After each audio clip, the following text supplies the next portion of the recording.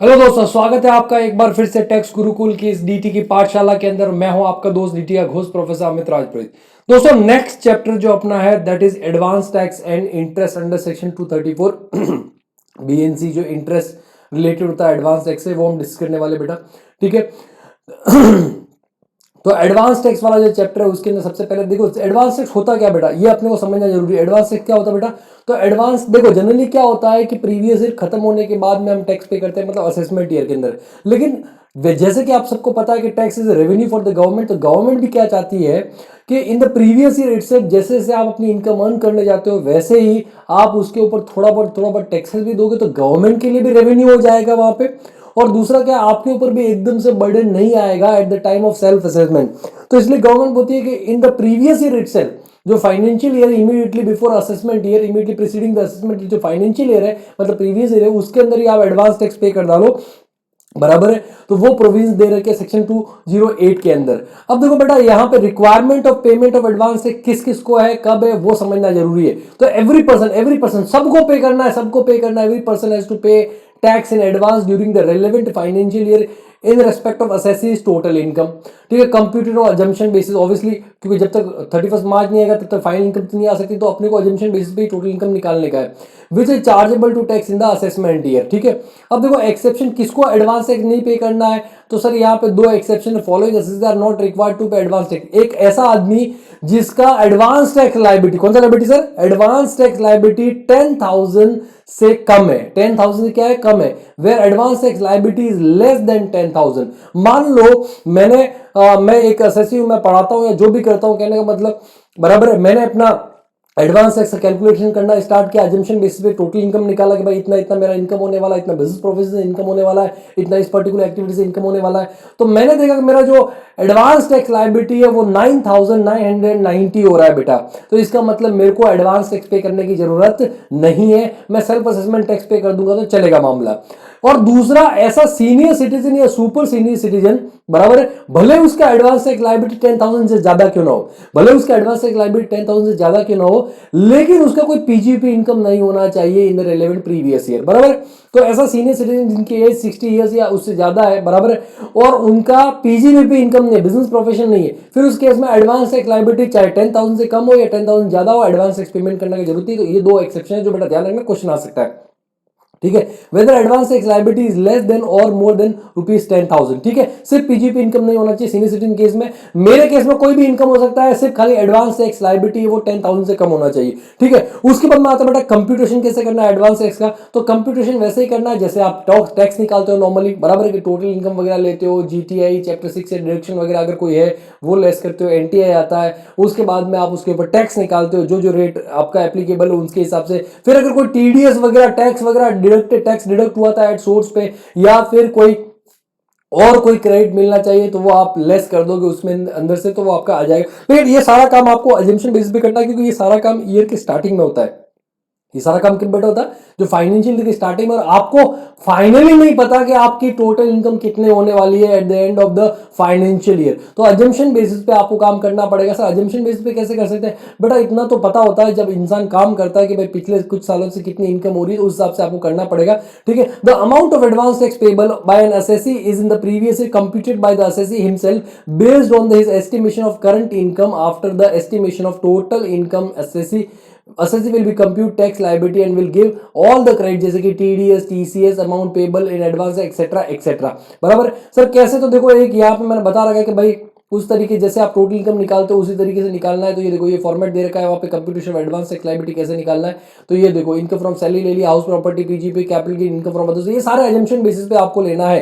ठीक है, तो ये आपका उसका कोई ब्रॉड फॉरवर्ड लॉसेस वगैरह है तो वो लेस कर दोगे, जीटी आ जाएगा। फिर उसमें से आप चैप्टर 6 से डिडक्शन अगर वहां पे कुछ है तो वो आपने सारा अजम्पशन बेसिस पे करना है, तो एनटीआई आ जाएगा, बराबर। एनटीआई आएगा, उसके ऊपर आप क्या निकालोगे बेटा? टैक्स निकालोगे। उस टैक्स के अंदर सरचार्ज है तो ऐड कर दोगे, रैबिट है तो 87A वाला या तो सरचार्ज होगा या क्या होगा, रैबिट होगा, दोनों में से कोई भी होगा। ठीक है, वो आपने लेस कर दिया। फिर उसके बाद में आपका टैक्स आ गया, उसके अंदर एचईसी आपने जोड़ दिया, तो ये जो टैक्स आएगा इसमें से आप टीडीएस टीसीएस अगर कोई है तो वो आप लेस कर दोगे, तो ये आपका एडवांस टैक्स लायबिलिटी आ जाएगा। अगर बेटा ये एडवांस टैक्स लायबिलिटी अगर आया है मेरे केस में लेस देन 10,000 तो मेरे को कोई एडवांस टैक्स पेमेंट करने की जरूरत नहीं है। लेकिन ये 10,000 से ज्यादा, सपोज 1 लाख आ गया, कितना आ गया बेटा 1 लाख, तो क्या सर 1 लाख सारा का सारा एक साथ में पे करना है? नहीं बेटा, 1 लाख सारा का सारा एक साथ आपको पे नहीं करना, ये आपको 1 लाख इंस्टॉलमेंट में पे करना पड़ेगा। कैसे पे करना पड़ेगा बेटा? इंस्टॉलमेंट, देयर आर 4 इंस्टॉलमेंट, वो 4 इंस्टॉलमेंट के अंदर आपको पे करना पड़ेगा। सर कौन कौन सी इंस्टॉलमेंट है? तो देखो, for both corporate non corporate सबके लिए भी एक ही हो गया, other than SSC computing profit और प्रेजेंटिव 44 एडी एंड 44 एडा के लिए एक ही इंस्टॉलमेंट है, वो 15 March of the relevant previous year, बराबर। एक इंस्टॉलमेंट में हमको 100% एडवांस टैक्स पे करना पड़ता है, जो हमने पीजी में पढ़ा था। लेकिन उसके अलावा जितने भी लोग हैं सर, 4 वहां पे आपका ड्यू डेट है एडवांस टैक्स का, ठीक है। तो ये ड्यू डेट देगा ऑन और बिफोर, जो भी डेट है ऑन और बिफोर, या तो उस डेट को या उससे पहले पे हो जाना चाहिए। तो पहला है 15 June of the relevant previous year, बराबर। ये क्वार्टर वाइज है वहां पे कि भाई जो अप्रैल मई जून, बराबर है 15 जून। फिर उसके बाद में आपका जुलाई अगस्त सितंबर 15 सितंबर, फिर आपका आता है अक्टूबर नवंबर दिसंबर 15 दिसंबर, और उसके बाद में आपका जनवरी फरवरी मार्च 15 मार्च को ये आपको पे करना है। तो 15th of every month, 15 June, 15 September, 15 December and 15 of March, ये आपका वहां पे ड्यू डेट्स हो गया। अब सर कितना कितना पे करना है? तो जो आपने एडवांस टैक्स निकाला, जैसे कि 1 लाख निकाला, 1 लाख का 15%, कितना बेटा? 1 लाख का 15% मतलब 15,000 आप पहले इंस्टॉलमेंट में पे कर दोगे। दूसरे इंस्टॉलमेंट में सर, दूसरे इंस्टॉलमेंट तक अगर आपने पहले वाला 15 पे कर दिया है, बराबर, तब तो ठीक है। लेकिन सर ये पहला इंस्टॉलमेंट अगर आपने नहीं पे किया है, तो सेकंड इंस्टॉलमेंट आपको 45% एडवांस टैक्स लायबिलिटी, मतलब 1 लाख रुपए का आपका एडवांस टैक्स लायबिलिटी। कितना था बेटा? 1 लाख का आपका, suppose total advance tax liability, आपका एडवांस टैक्स लायबिलिटी आपका वहां पे है रुपीज 1 लाख। कितना? रुपीज 1 लाख। तो पहले केस में कितना पे करना है बेटा? 15,000 पे करना है। दूसरे में कितना पे करना है बेटा? 45,000, लेकिन क्यों 45%, ठीक है। तीसरे केस में कितना सर? 75,000, और चौथे केस में कितना? पूरा का पूरा आपका 1 लाख का पेमेंट हो जाना चाहिए। लेकिन अगर आपने, जैसे ये तो 15 के पे करना है, लेकिन अगर आपने पहले कोई पे किया, जैसे कि आपने 45 में से 15 ऑलरेडी पे कर दिया है, तो आपको इस केस में कितना पे करना है? खाली 30,000 पे करना है, बराबर। उसके बाद में आपने 75 में से 45 ऑलरेडी पे कर दिया है, तो 75 में से अगर आपने 45 पे कर दिया है, तो कितना खाली पेमेंट करना है आपको? सिर्फ और सिर्फ वहां पे 30,000 का पेमेंट करना है, बराबर। तो मतलब 15 30 30, ठीक है। और उसके बाद में कितना बचा बेटा? ठीक है। तो अगर आपको 1 लाख का पेमेंट करना है, तो यहां पे 1 लाख में से मान लो अगर आपने 75 का पेमेंट कर दिया है, तो सिर्फ और सिर्फ आपको 25,000 का पेमेंट करना है। अगर नहीं किया है तो उस डेट तक आपको पे करना पड़ेगा। तो इस तरीके से first instalment 15% advance tax liability, बराबर। उसके बाद में दूसरा आपका क्या आता है बेटा? 45% advance tax liability, reduce the amount paid in earlier instalment. फिर 75% advance tax liability, reduce the amount paid in earlier instalment. और लास्ट आता है 100% advance tax liability, reduce the amount paid in the earlier instalment, बराबर। तो आपको ये 15 मार्च तक advance tax payment करना पड़ेगा। वैसे मैं बता दूं आपको कि 15 मार्च के बाद में भी आप एडवांस टैक्स का पेमेंट कर सकते हो, मतलब 31 मार्च तक। कब तक बेटा? 31 मार्च तक भी आप एडवांस टैक्स का पेमेंट कर सकते हो, प्रोवाइडेड, ठीक है, आपने नहीं पेमेंट किया, लेकिन उस केस में फिर आपको इंटरेस्ट पे करना पड़ेगा बेटा। इंटरेस्ट पे 1 April of the assessment year के 1 अप्रैल 2020 को अगर आप चाहो तो फिर एडवांस टैक्स का पेमेंट, अच्छा वो भी अगर पे किया तो एडवांस टैक्स का मान लिया जाएगा। वहां पे एक केस है, सुप्रीम कोर्ट डिसीजन है, तो उसके हिसाब से वहां पे मान लिया जाएगा। बट उसके बाद में आप एडवांस टैक्स का पेमेंट नहीं कर सकते, ठीक है। प्रणय रॉय का केस था वहां पे, जो एनडीटीवी के मालिक है, उनका केस है कि 1 अप्रैल को भी अगर दे दिया पेमेंट किया है तो उसको भी मान लिया जाएगा, उसका क्रेडिट मिल जाता है, ठीक है, एडवांस टैक्स के हिसाब से। अब बेटा यहाँ पे आपका आता है कि ये तो हो गया आपका नॉर्मल सिचुएशन के अंदर ड्यू डेट्स, लेकिन अगर 44 एडी एडा वगैरह है तो due date for advance tax payment for SSC computing PGP, ठीक है, on presumptive basis 44 AD and 44 ADA, 44 एई नहीं, 44 एई के लिए तो 4 इंस्टॉलमेंट में, 44 एडी एंड एडा के लिए 100% advance tax liability 15 March of the relevant previous year तक पे करना है एक इंस्टॉलमेंट में। Any amount paid by way of advance tax on और before 31 March shall be treated as advance tax paid during the financial. 31 मार्च तक advance tax पे कर सकते हो। और जो केस प्रणव रॉय का बोला कि अगर आपने 1 April of the relevant assessment year को भी पे किया है, तो जब आपका वहां पे इंटरेस्ट वगैरह निकालते तो उस केस में उस अमाउंट को भी लेस कर देंगे, ठीक है, इंटरेस्ट निकालने के लिए। ओके बेटा, तो ये हो गया आपका एडवांस टैक्स। अब बेटा आता है कि क्रेडिट ऑफ एडवांस टैक्स, तो आपने जो भी एडवांस टैक्स पेमेंट किया है वो जो फाइनल टैक्स आप निकालते हो सेल्फ असेसमेंट टैक्स उसमें से आपका लेस हो जाता है, जैसे टीडीएस टी से लेस होता है वैसे एडवांस टैक्स जो पेमेंट किया वो लेस होता है। So any amount paid as advance tax other than interest penalty credit will be given for such amount at the time of computation of final tax liability or at the time of assessment। बराबर, जो भी आपने पे किया don't worry, कहीं नहीं जाएगा पैसा, जैसे टीडीएस टीसीएस का मिलता है वैसे इसका भी मिल जाएगा और आपका बैलेंस एडजस्ट हो जाएगा। अब आता बेटा interest under section 234B and C. 234B and C, देखो अगर आपको एडवांस टैक्स पेमेंट करना था, क्या पेमेंट करना था बेटा, एडवांस टैक्स पेमेंट करना था, और आपने जो एडवांस टैक्स लायबिलिटी है वो 90% से कम पे किया है, अप टू 90% कर दिया तब तो चलेगा, अप टू 90% कर दिया तब तो चलेगा, बराबर। अगर पूरा 100 नहीं करते हो लेकिन 90% भी अगर आप कर देते हो तो चलेगा, बराबर। लेकिन आपने जो एडवांस टैक्स का पेमेंट किया वो 90% से कम किया तो उस केस में बेटा 234B का इंटरेस्ट लगेगा। Interest under section 234B, interest for non payment of और शॉर्ट पेमेंट ऑफ एडवांस, बराबर। नॉन पेमेंट और शॉर्ट पेमेंट ऑफ, या तो आपने पेमेंट किया ही नहीं या फिर 90% से कम किया है। Interest under section 234B will be attracted if assessee has not paid advance tax और paid advance tax but is less than 90% of advance tax liability, बराबर। तो उस केस में बेटा क्या हो जाएगा, उस केस में इंटरेस्ट वहां पे कैलकुलेट करना पड़ेगा। और इंटरेस्ट सर कितना है sir, interest under section 234B है, ये बी ए की जगह बी करना बेटा, ये 234A तो लगता है रिटर्न फाइलिंग ऑफ इनकम के केस में, अगर आपने ड्यू डेट में फाइल नहीं किया तो उस केस में, ठीक है।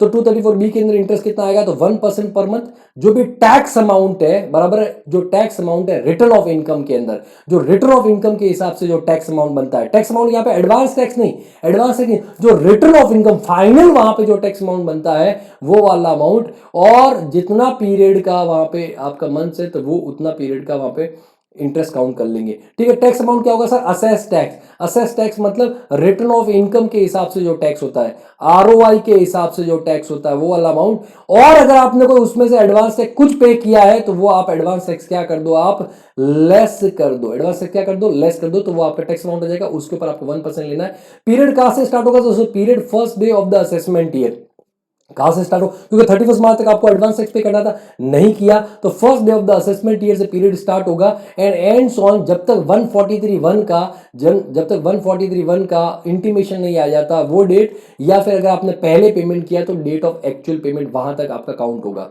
तो सपोज आपका मान लो डेट ऑफ पेमेंट है, सपोज आपको 1 अप्रैल ऑफ द 2020 से लेकर के आपने एक्चुअल पेमेंट कर दिया,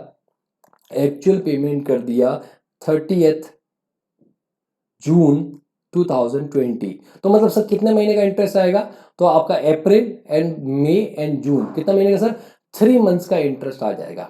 कितना मंथ्स का, 3 मंथ्स का। और रिटर्न ऑफ इनकम के हिसाब से जो टैक्स बनता था, सपोज रिटर्न ऑफ इनकम के हिसाब से टैक्स बनता था वो था आपका 1,50,000, और आपने एडवांस टैक्स का पेमेंट किया है 60,000 ओनली, बराबर है, 60,000 ओनली, तो इन दैट केस 90,000 इंटू 1%, और ये पर मंथ है इंटू 3 मंथ्स।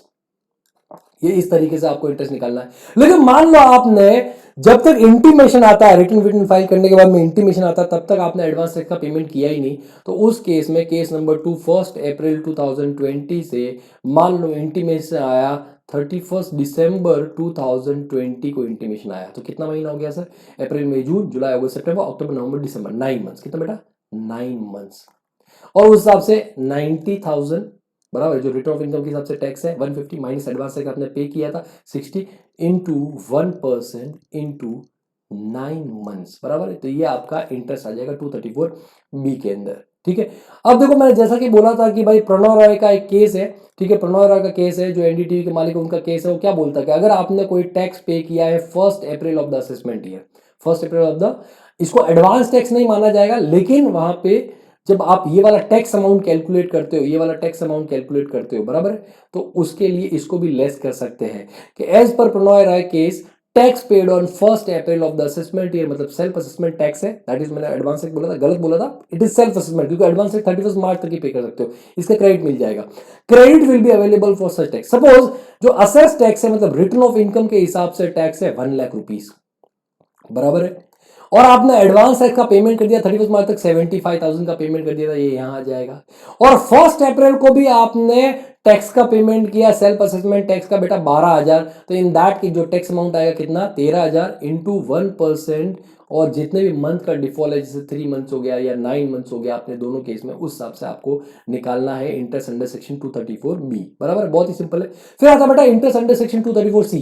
जो इंटरेस्ट 234B क्या बोलता है कि आपको मिनिमम 90% का टैक्स पे करना है, तब तो 234B नहीं लगेगा। 90% का एडवांस टैक्स पेमेंट करना है तब तो आपको 234B नहीं लगेगा। लेकिन अगर आपने, ठीक है, 90% से कम किया है तो 234B का इंटरेस्ट लेगा। दूसरा आता बेटा आपका इंस्टॉलमेंट है 15%, 45%, 75%, 100%। बराबर, वो इंस्टॉलमेंट के अंदर आपने वहां पे डिफरमेंट कर दिया। ठीक है, interest payable for deferment of advance tax under section 234, मतलब 15 की जगह आपने 10% ही पे किया, या 45 करना था आपको उस डेट तक, आपने वहां पे 20% ही किया, कहने मतलब तो डिफरमेंट इंटरेस्ट है। तो देखो 15 जून तक आपको कितना करना था बेटा, 15%। अच्छा, इस केस में ऑलवेज आरओआई टैक्स लेना है। क्या लेना बेटा, always ROI, return of income के हिसाब से जो टैक्स होता है वो लेना है। रिटर्न ऑफ इनकम के हिसाब से जो टैक्स होता है वो लेना है आपको, बराबर, ऑलवेज। ठीक है, तो अभी देखो रिटर्न ऑफ इनकम के हिसाब से आपको कितना पे करना था, 15%। और आपने एडवांस टैक्स जो पे किया है उस डेट तक वो आपने फर्स्ट इंस्टॉलमेंट में पे किया है, बराबर है, वो आप लेस कर दो। सपोज रिटर्न ऑफ इनकम के हिसाब से आरओआई जो टैक्स है वो है आपका ₹1,00,000, बराबर है। और आपने एडवांस टैक्स वहां पे अज्यूम, या इसको ले लेते हैं बेटा, इसको ले लेते हैं, मतलब रिटर्न ऑफ टैक्स लेते 2 लाख रुपीस, और जो अपना एडवांस टैक्स वहां पे डिटरमाइन किया था सपोज वो 1 लाख था, तो आपने फर्स्ट इंस्टॉलमेंट कितना पे किया होगा, फर्स्ट इंस्टॉलमेंट पे किया हो गया 15,000। सर कितना डेफरमेंट हुआ, आपको पे करना था 2 लाख का 15%। कितना पे करना था बेटा, 2 लाख का। आपने जो पे किया 1 लाख का 15% पे किया है, बराबर है। तो अभी आपको पे करना था 30,000, 2 लाख का 15%। आपने पे किया खाली 15,000, डेफरमेंट हुआ है। कितने का सर, 15,000 का डेफरमेंट हुआ है into 1% into 3 months. Sir 3 months क्यों, क्योंकि बेटा नेक्स्ट इंस्टॉलमेंट में आपको आपकी गलती सुधारने का मौका था कि जो है बैलेंस, जो 15,000 का डिफॉल्ट है उसको पे करके खत्म कर दो। तो 3 मंथ के लिए वो वहां पे इंटरेस्ट चार्ज करता है, आगे के आगे देखेंगे वहां पे। अब बेटा सेकंड इंस्टॉलमेंट में आपको पे करना था, आपने पे किया, इंस्टॉलमेंट आपकी गई वहां पे, इंस्टॉलमेंट गई, ठीक है, 1 लाख का 45%, जिसमें से आप 15 पे कर चुके, मतलब 30,000 गया, बराबर।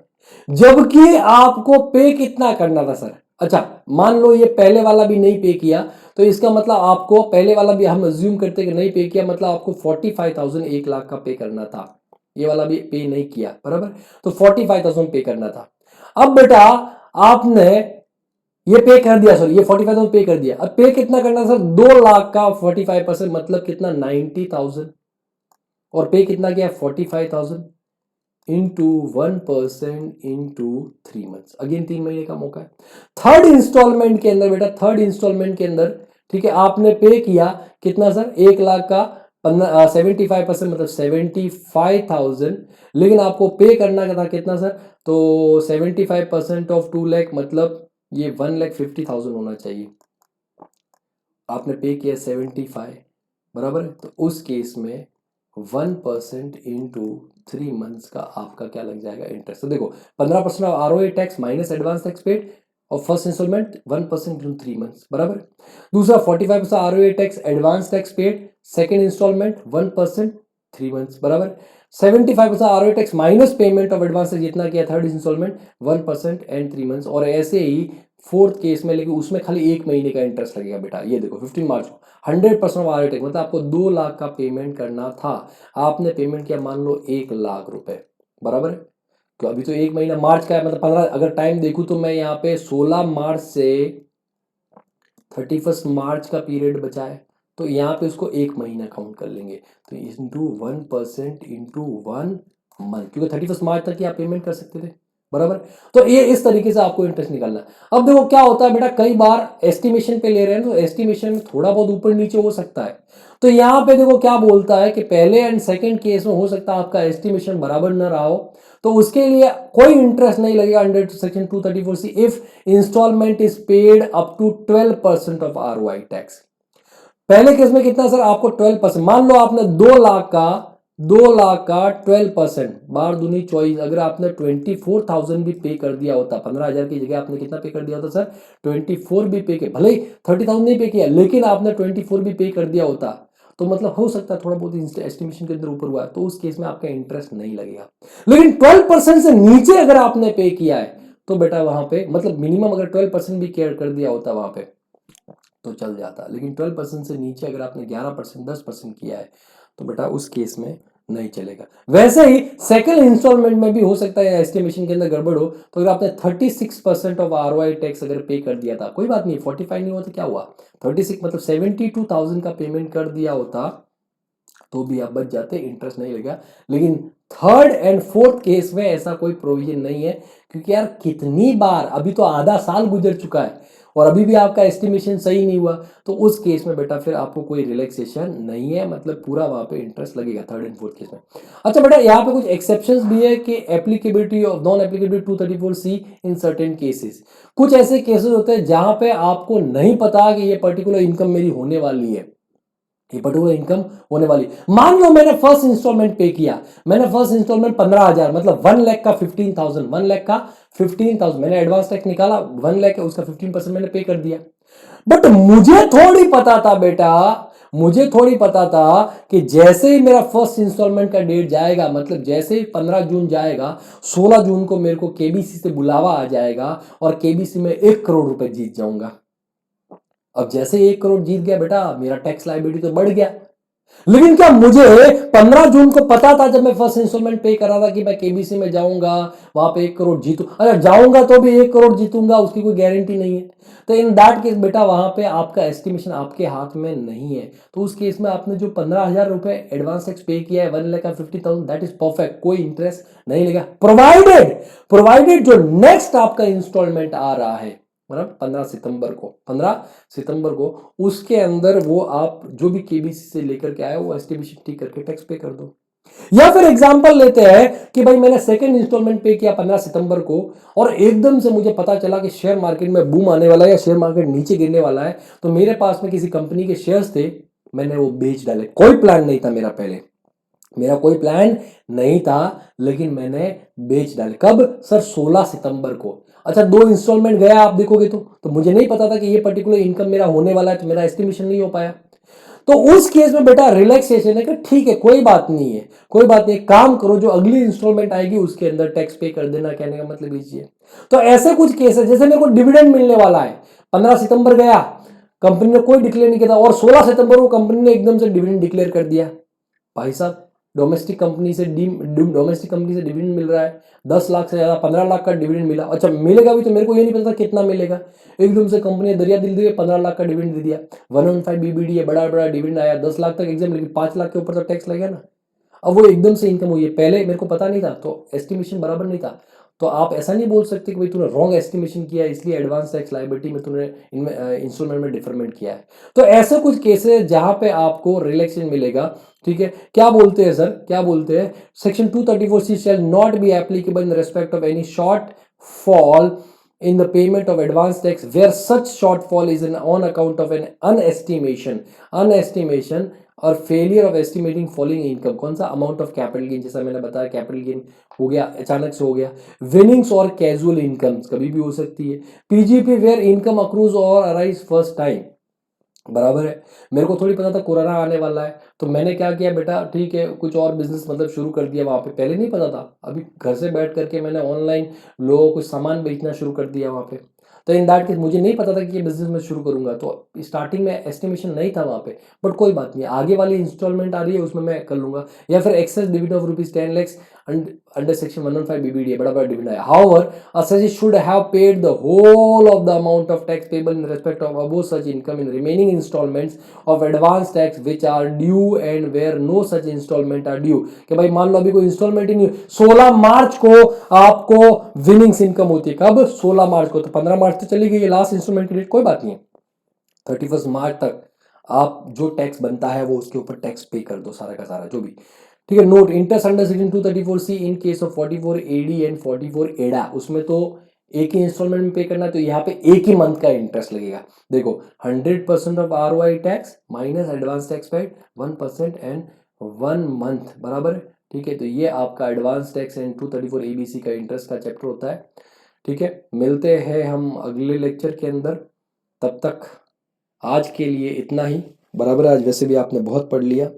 तब तक आप अपना और अपनों का ख्याल रखिए, स्वस्थ रहिए, सुरक्षित रहिए, पढ़ते रहिए, पढ़ाते रहिए। छोटा सा वीडियो है, देख करके आराम से सो जाना, हो सके तो इसके एक आध क्वेश्चन भी कर लेना।